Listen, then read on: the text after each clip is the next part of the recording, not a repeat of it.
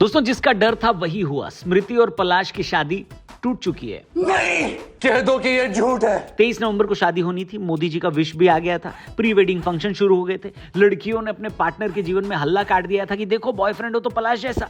कितने बढ़िया तरीके से प्रपोज किया स्टेडियम में। खाली स्टेडियम ले जाकर रिंग वहीं पहनाई जहां पर स्मृति ने वर्ल्ड कप जीता था। लेकिन अब लड़के कह रहे हैं कि हाँ भाई, कैसा बॉयफ्रेंड था पलाश। अमेरिका क्या कहता था, क्या हो तुम, आज हम कहते तू क्या है बे। हालांकि शादी टूटने का रीजन दोनों ने नहीं बताया, लेकिन अब ये बात क्लियर है कि अगर पापा की तबीयत खराब से शादी पोस्टपोन हुई थी तो अब तबीयत ठीक होने के बाद हो जानी चाहिए थी। लेकिन शादी कैंसिल होने का मतलब है कि जो अफवाह हम सुन रहे थे, क्या वो सब सच था? जिनको नहीं पता होगा, आप लोग जरा आप क्रोनोलॉजी समझ लीजिए। 23 नवंबर को सांगली में स्मृति का होम टाउन जो है, वहां पर पलाश और स्मृति की शादी होनी थी। एक रात पहले तक सब ठीक था। संगीत से फोटो आ रही थी, वीडियोस आ रही थी। अगले दिन जब शादी होनी थी और साल की सबसे बड़ी शादी का इंतजार मीडिया वाले अपनी टीआरपी के लिए और स्मृति के फैंस अपनी इंस्टा रील्स एडिट करने के लिए कर रहे थे, उसी दिन खबर आती कि स्मृति के पापा की तबीयत खराब है, इसलिए शादी पोस्टपोन हो गई है। लोगों ने कहा कि भाई ज्यादा ही खुश थे, नजर लग गई होगी। लेकिन फिर रेडिट नाम की एक वेबसाइट पर इस तरह की अफवाह होनी शुरू हुई कि पलाश ने स्मृति को शादी से एक दिन पहले कोरियोग्राफर के साथ चीट किया।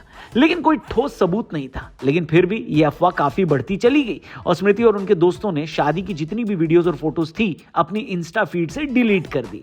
तब लोगों को थोड़ा थोड़ा शक होना शुरू हुआ कि हो सकता है अफवाह में कोई सच्चाई हो। लेकिन इतने दिनों की चुप्पी के बाद फाइनली कल स्मृति ने अपने इंस्टा स्टोरी पर यह बताया कि शादी अब नहीं होगी। स्मृति ने कहा कि पिछले कुछ हफ्तों में मेरी पर्सनल लाइफ को लेकर बहुत तरह की बातें हुई और इस वजह से मुझे लग रहा है कि अब मुझे खुद बोलना चाहिए।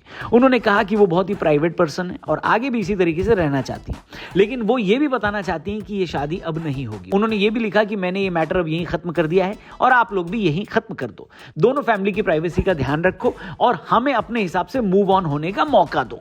उन्होंने ये भी लिखा है कि हमेशा से उनका पहला फोकस यही था कि देश को रिप्रेजेंट करें और वो अपने पहले फोकस के साथ ही आगे बढ़ेंगी। ये बड़ी अच्छी बात कही आप। ऐसी एक स्टोरी पलाश के भी इंस्टा पर आई जहां पर उन्होंने शादी कैंसिल होने की बात कही, लेकिन उनका कंटेंट अलग था। उन्होंने लिखा कि मैं अब अपनी पर्सनल लाइफ में मूव ऑन होना चाहता हूं और इस रिलेशनशिप में नहीं रहना चाहता। पलाश ने कहा कि उनके खिलाफ जो अफवाह उड़ाई गई उसकी वजह से दिल से बुरा लगता है भाई। ये उनकी जिंदगी का सबसे मुश्किल दौर है और वो इससे ग्रेसफुली निपटना चाहते हैं। उन्होंने कहा कि सोसाइटी को भी सोच समझकर बोलना चाहिए कि कहीं उनके बोलने से किसी को बुरा तो नहीं लग रहा। लास्ट में उन्होंने धमकी भी दे दी कि उनके खिलाफ जो लोग झूठा इल्जाम लगा रहे हैं उनके खिलाफ डिफेमेटरी एक्शन भी लिया जा सकता है।